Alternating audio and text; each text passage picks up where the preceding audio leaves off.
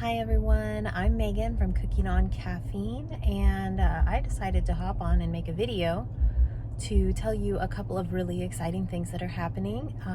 It's a little bit easier than typing it all out, I guess.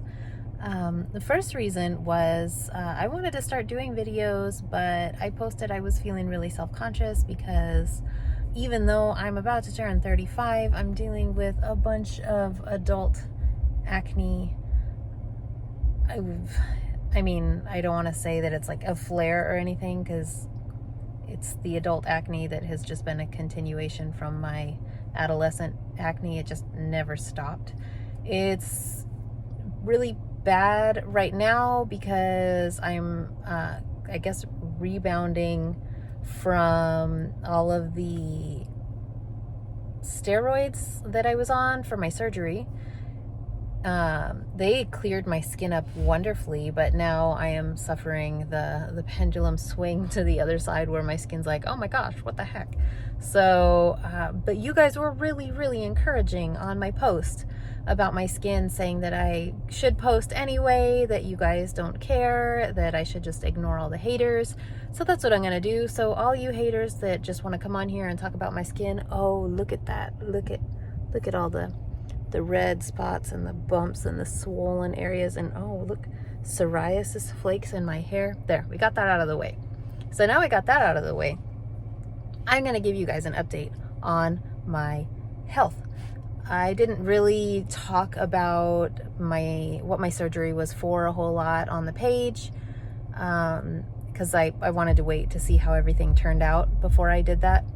I'm in pickup line, by the way, to get my kids from school, so I'm surrounded by cars that have their music playing really loud. If you hear a bunch of bass in the background, that's what's going on.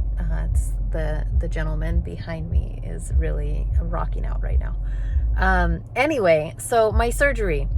I had a hysterectomy. I had my uterus, my cervix, and both tubes removed. I was having a whole lot of pain, which we thought was due to endometriosis because I've had surgery for that before.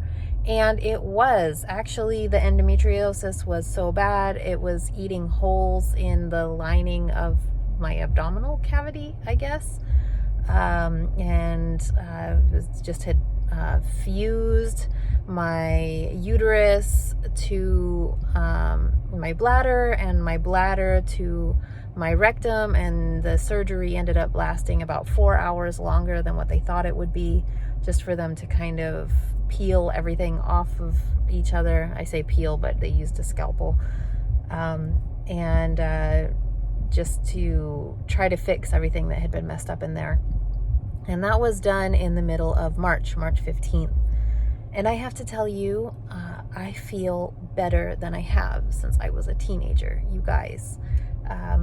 Not to go too into detail, because I know not everybody wants to know, but I had been dealing with just nonstop bleeding for the last 5 years. I had an IUD put in to try and slow down the endo. It obviously did not work, and it just made me bleed more. But I had it in for 5 years before I finally found a doctor that said yes to the hysterectomy. And he found out that I had a prolapse and a bunch of other stuff too, that basically I needed this hysterectomy 5 or 6 years ago, the first time I asked for it.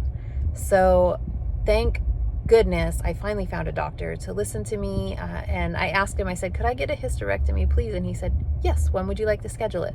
Which, oh my gosh, what a huge difference from the doctors that before I asked and they said, no, you're too young. What if you want to have more kids? We need to talk to your husband first. All of these things I'm like, I'm in immense amounts of pain. I'm bleeding. I can't live my life. What is going on? Please help me. And nobody would help me before, but I finally found this doctor. If you are in the Rio Grande Valley, Dr. Jan, it's spelled Diagne, Dr. Jan at Premier Obstetrics, is amazing. His bedside manner is great, and I mean, he listens. He listened to me, and I'm convinced that he saved my life. He actually saved my mom's life a few years ago when she needed an emergency hysterectomy because she was bleeding out. So kudos to Dr. Jan and his team, and I just am eternally grateful to him for giving me my life back. I finally have energy. I can stand up for more than 5 minutes at a time without feeling like my insides were falling out. They were, by the way. It wasn't just a feeling. And just, I don't have all of that pain anymore, you guys. It's amazing. So I want to say, if anybody's on the fence about doing that and you're struggling with a lot of pain and bleeding and you're not finding any doctors to listen to you, try to find somebody who will, guys. It's worth it.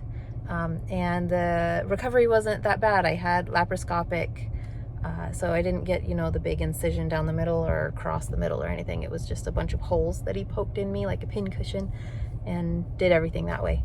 Amazing surgeon, Dr. Jan. Thank you so much again for everything that you did for me. Eternally grateful, both me and my family. But also, the next really, really exciting news that I wanted to share with you guys, let's see if I can switch my hand around here. This one's getting a little tired. You guys know that the reason that I started the blog was because my girls had a lot of food allergies. I've got 2 baby girls. The oldest one is about to turn 8 years old. The youngest one is 5.5. And since they were born, we've dealt with, allergies to dairy, to eggs, to peanuts, to beans, to melons, to blueberries, to apples, to, everything. The oldest one is allergic to polyester. It touches her skin and she breaks out into an angry, itchy rash. And I started the blog because the options seemed really limited in what I could buy them in the store, and they would have, pizza party at school and my girls couldn't participate, and it broke my heart. They would have an ice cream party. They couldn't participate, broke my heart. We'd go to, birthday parties and family get-togethers, and they wouldn't be able to eat anything there.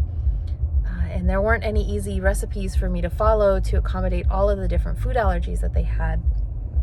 So I set out to create my own recipes, and I started teaching myself how to cook, how to bake, and really delve into what ingredients did what, how they work together, what effects they have on each other, how they do, in heat, and baking versus steaming versus on the stovetop, and just really getting into the science of it all. And that's where Cooking on Caffeine came from, is my recipe testing in order to accommodate the allergies, the food allergies in my family. The great news is that one by one, all of the food allergies dropped. So my oldest, she tested negative for all food allergies except for blueberries a few years ago, which was amazing. So she got, to experience all of pretty much everything, because there's not a whole lot of cross-contamination with blueberries and they're really easy to avoid. So she got to participate in school parties and birthday parties and all of that, and it was great. But the youngest one took a little bit longer. She tested out of all of her food allergies except for wheat. And for the last 3 years, it's just been wheat. But you guys, this past appointment we had, it was about 2 weeks ago, she tested negative with the scratch test, which was just great. And, they're like, oh, that's wonderful and everything. We want to test her blood, get a serum test. We did it, and it came back completely negative, you guys. So my youngest is allowed to have wheat now. We don't have to avoid it anymore. No more looking for a gluten-free label. No more weird ingredients to try and make something for her. No more avoiding parties and get-togethers and trying to figure out something for her to eat. My family is completely clear of food allergies now, you guys. How exciting is that? And I know you guys are excited for me too. You're excited for my family, for my daughter. And I just want to extend my love to everybody that's still dealing with food allergies. I still feel for you. I am still going to be developing recipes to conform to whatever y'all's family's needs are out there. It is still it's my heart for you guys. Even if I don't have to avoid these things in my family, I know that you do, and I know how hard it is to navigate the food allergy world. And so I want to comfort you, and I want to encourage you, and I want to just let you know I'm not going to leave you guys behind. The blog is still going to be totally vegan. I'm still going to work on gluten-free recipes. I'm going to work on nut-free recipes. Every recipe that I make isn't going to probably be gluten-free, nut-free, etc. They will all still be vegan because I'm still vegan. But I'm not going to leave you guys, okay? I want you to know that. I want you just to not freak out that I'm going to start making a bunch of recipes that nobody can eat anymore. But I wanted to share that with you guys. I'm so excited. No more food allergies in my family. Woo! I never thought this day would come. I was hopeful, but it's here and I'm so excited. And thank you guys for being excited with me, because I know you are. I'm hopeful that so many of you guys will be able to come to the day when you can celebrate your family being food allergy free also. I know this was a bit of a long video. We're over 10 minutes now, which is good because YouTube likes videos to be 10 minutes or longer. So I guess this is perfect timing. Thank you guys for following our journey. Thank you guys for following the blog.